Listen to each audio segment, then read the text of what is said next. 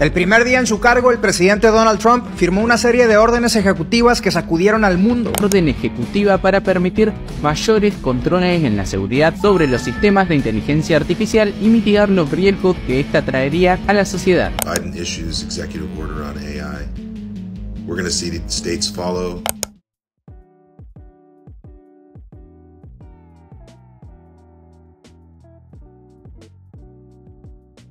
Con la entrada de Donald Trump al poder, tenemos que entender que se está reacomodando muchísimas cosas.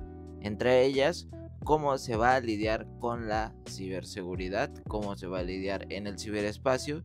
Y con ello, hoy hablaremos un poco acerca de algo que pasó bajo el radar, pero que tenemos que tener bien claro.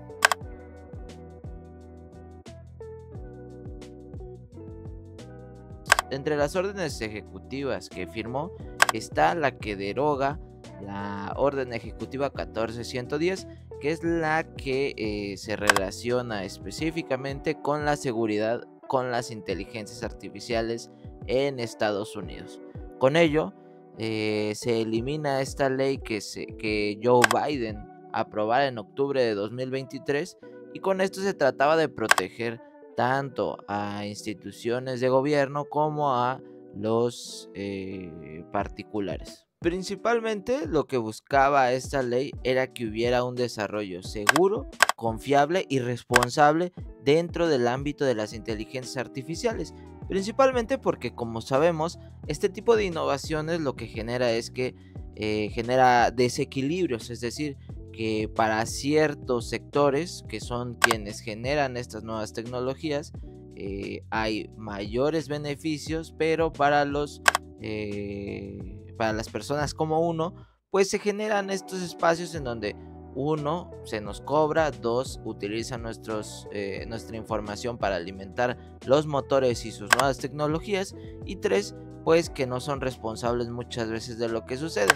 El caso específico, todo lo que sucede con los deepfakes, es decir, cuando agarran y toman los cuerpos y las caras de famosos y los hacen en contenido sexual o contenido no permitido, o en situaciones que ciertamente se pueden sacar de contexto derivado del avance tecnológico que se tiene. Dentro de los principales puntos que se planteaba en esta orden ejecutiva, que ya fue eliminada por Donald Trump, se encontraba en primer lugar la seguridad y protección, que exigía evaluaciones de riesgos en sistemas de inteligencias artificiales críticos, como las usadas para energía o defensa, y pruebas de seguridad obligatorias desde su lanzamiento. También la innovación responsable, la cual promovía la competencia y colaboración pública y privada con apoyo de startups y estándares técnicos.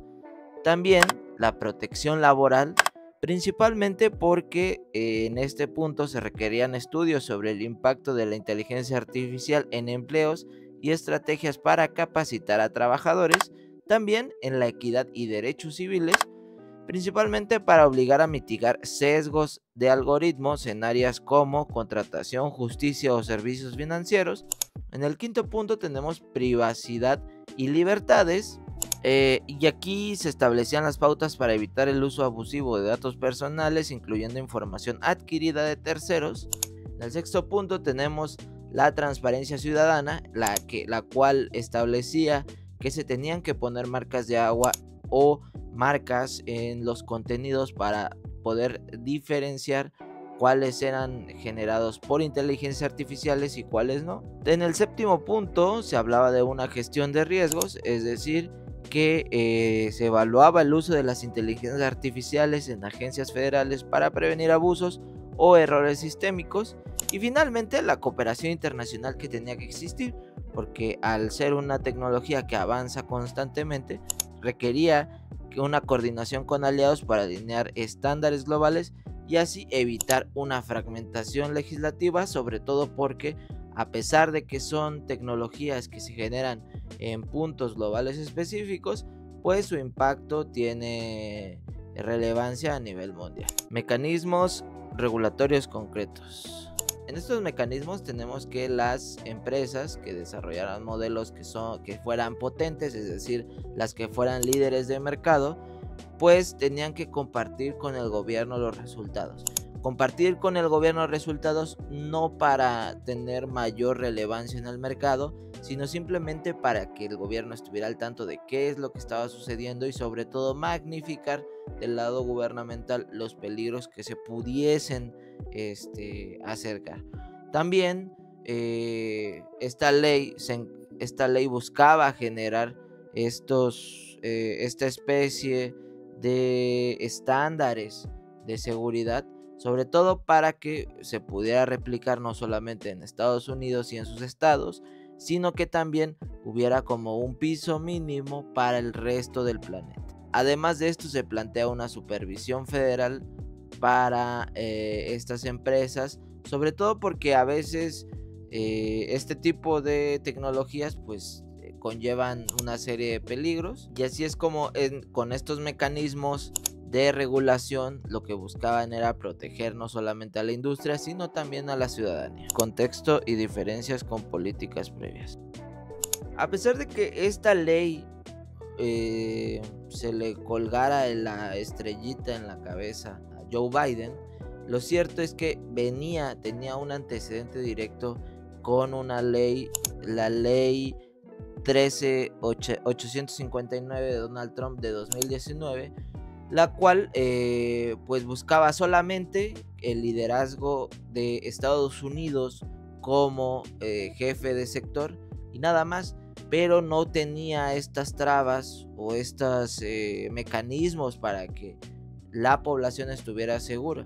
Es decir, el antecedente directo de Trump lo único que provocaba o lo único que buscaba era que tuviera un impacto dentro de la fase gubernamental.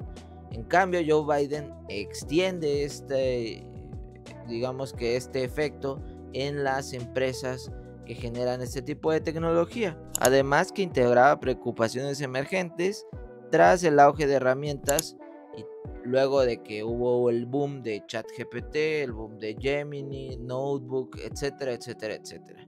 Entonces, además de que como en el periodo de Biden se da la explosión también de los deepfakes y de las fake news todavía más potentes, ahí es donde cobra relevancia esta ley. Reacciones y críticas. Aunque muchas organizaciones y expertos dieron su visto bueno a lo que estaba realizando Joe Biden, lo cierto es que sus principales detractores, que venían de los hoy oligarcas que se encuentran detrás de Donald Trump, se ubicaron en una esfera principal, que fue la crítica hacia el freno de la innovación que representaba esta ley, mientras que quienes aplaudieron la ley de Joe Biden aplaudían principalmente el punto en donde se dieron cuenta de la necesidad de que hubieran ciertos mecanismos para que se frenaran los deepfakes y la información falsa.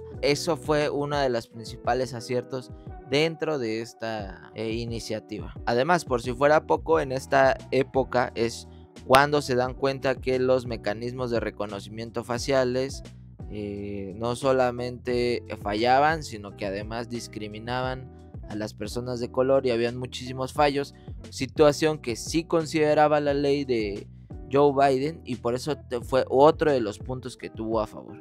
Sin embargo, en contra, principalmente los sectores de la industria tecnológica y los republicanos, como siempre, calificaron de excesivamente burocrática. Entre los primeros que pusieron el grito en el cielo se encontraron Mark Andreessen, que es socio de Meta, y argumentaron que esta ley lo único que hacía era que hacía más lenta la innovación, y por lo tanto después se subió Elon Musk también a quejarse, y que tenía una agenda progresista, o lo que llaman ahora la agenda woke, y mencionaron que términos como equidad o derechos civiles no tenían que ver en esta situación. Impacto antes de su revocación.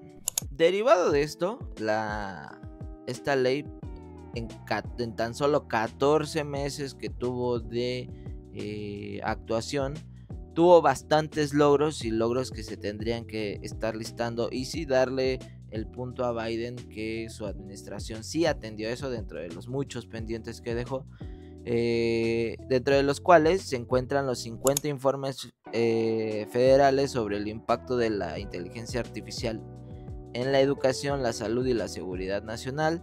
También que se creó el Instituto de Seguridad de IA, encargada de desarrollar estándares voluntarios para el sector privado, y también el acuerdo con empresas como Google y Microsoft para auditorías externas de sus sistemas de inteligencias artificiales. Sin embargo, como todo esto que significa industria y principalmente significa dineros, generó tensiones y generó que el requisito de que se tuvieran que cargar datos confidenciales a plataformas de gobierno pues fuera un freno o generara discusiones dentro de las industrias y las negociaciones entre las empresas de gobierno, las empresas tecnológicas y el gobierno. Podemos ver que la orden ejecutiva 14110, que es la que se refiere a toda esta seguridad de inteligencias artificiales que firmó Joe Biden, sin duda alguna dejó un antecedente de lo que sí puede hacerse en favor de la población, las industrias y todo lo que tenga que ver con inteligencias artificiales. El gran problema aquí es que no se supo vender bien esta ley, y por eso es que cuando entra Donald Trump lo primero que hace es escuchar a sus amigos que son dueños de las tecnológicas y de las empresas de inteligencia artificiales y por ejemplo del dueño de Oracle, que son estos servidores que utilizamos todos diariamente, y pues eliminan de un plumazo estos mecanismos, eliminan lo que pudiera ser como el bloque de defensa que pudiéramos tener como ciudadanos en internet. Y no solamente se eliminó esto, sino también abre un espacio en donde tenemos que dialogar acerca de qué mecanismos de seguridad existen para nosotros como usuarias y usuarios, y cómo podemos protegernos en esta realidad que cada día y a cada paso que damos se transforma más y más. ¿Sabías que existía esta ley? Yo en lo particular, cuando se sacó la ley, yo no pensé que tuviera tanto impacto. Recientemente con esta cancelación de Donald Trump, pues fue que me di a la tarea de ver todos estos avances que se tuvo y que lamentablemente pues ya no vamos a poder disfrutar, y queda ver ahora con esta desregulación qué van a hacer las empresas, y sobre todo que ya han anunciado proyectos grandísimos entre empresas privadas y gobierno de Estados Unidos, y hay que ver que no se despeguen. Recuerda que esto es una producción del Garage Ismeño. Yo fui Carlos Villalobos, esto fue Perspectiva, y si te gustó, comenta, comparte y recomiéndanos. Recuerda que también puedes disfrutar de todos los artículos que tenemos en www.elgarageismeno.com, y a mí me puedes seguir en redes sociales como @carlosabm_, a veces 2 guión bajos en Instagram por ejemplo. Pero bueno, nos vemos hasta la próxima. Bye.